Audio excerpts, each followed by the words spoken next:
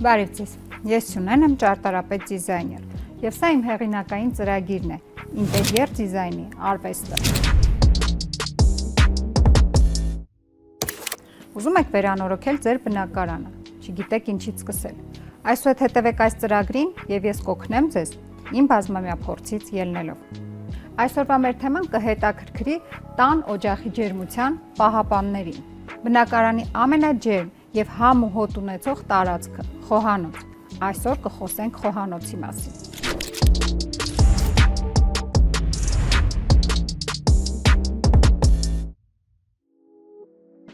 Եկեք քննարկենք, թե ինչպես կարելի է կազմակերպել այդ տարածքի հարմարավետությունը և էրգոնոմիկան։ Բաց թե փակ խոհանոց, որ տարբերակն է հարմար հենց ձեզ համար։ Խոհանոցը այն վայրն է, որը շատ բան է բացահայտում բնակարանի տիրոջ կենսակերպի մասին։ Այսօրվա իրականության մեջ գոյություն ունի երկու տիպի խոհանոց։ Առաջին տեսակը դա փակ հատակագծային լուծում ունեցող խոհանոցն է, որը ինքնուրույն սենյակ է մեկուսացված հյուրերից։ Խոհանոցը որպես առանձին դիտարկվող սենյակ կարող է լինել 10-ից 15 քառակուսի մետր։ Խոսքը գնում է միջինացված բնակարանի մասին։ Երկրորդ տարբերակը դա բաց հատակագծային լուծում ունեցող խոհանոցն է, որը կազմում է հյուրասենյակի կամ ճաշասենյակի մի մասը, որը կարող է լինել մոտավորապես 28-ից 30 քառակուսի մետր։ Մինչև բաց և փակ խոհանոցի դրական և բացասական կողմերի մասին խոսելը, արժե հիշել մի քանի հիմնական կանոն, որոնք պետք է պահպանել այս տարածքը կազմակերպելիս։ Խոհանոցի հիմնական գաղափարը դա աշխատանքային եռանկյունն է։ Իսկ թե ինչ է ներկայացնում իրենից այդ եռանկյունը, կխոսեմ առանձին ծրագրում։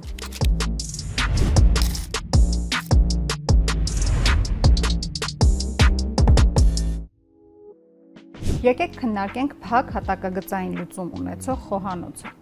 Խոհանոցի այս տեսակը համարվում է ավանդական։ Առանձին սենյակում տեղակայված խոհանոցի առավելությունը մեկուսացումն է, որը ունի իր ուրույն լուսավորության աղբյուրը և օդափոխվելու հնարավորություն։ Խոհանոցը դա ակտիվ աշխատանքային գոտի է, որտեղ տեղի է ունենում եփել-թափելու գործընթացը։ Խոհանոցում աշխատողի համար պետք է ստեղծել հարմարավետ և էրգոնոմիկ միջավայր։ Աշխատանքի ընթացքում ստեղծվում է որոշակի թափթփված իրավիճակ։ Դա այնքան էլ էսթետիկ չէ և աչքի համար հաճելի չի։ Փակ հատակագծային լուծում ունեցող խոհանոցը թույլ է տալիս զերծ մնալ ավելորդ տհաճ հոտերից և վիզուալ ոչ հաճելի տեսարանից։ Անհրաժեշտ է նշել նաև ոչ հաճելի աղմուկը։ Օրինակ, խոհանոցը հագեցած է բազմաթիվ էլեկտրական սարքերով, որոնք աշխատանքի ժամանակ աղմուկ են անում և խանգարում են մնացած բնակիչներին։ Մեկուսացած խոհանոցի բացասական կողմերից մեկը հնարավոր է այն է, որ այն պահանջում է առանձին տարածք և պատուհան։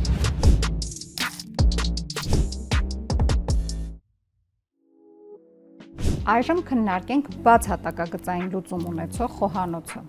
Այս գաղափարը առաջին անգամ ի հայտ է եկել 20-րդ դարի կեսերին։ Գաղափարի հեղինակներից մեկը ազդեցիկ ճարտարապետ Ֆրանկ Լոյդ Ռայթն էր։ Գաղափարի հիմքում ընկած էր անկաշկանդ շփումը և հարմարավետությունը։ Տանտիկինը աշխատելու ընթացքում հնարավորություն է ստանում շփվել,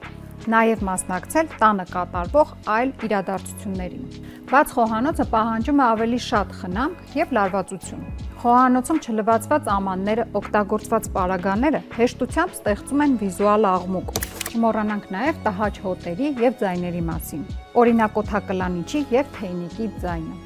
Նման խոհանոցի օդակլանիչը պետք է կատարյալ լինի, որպեսզի ապահովի ամբողջ տարածքի օդի թարմությունը։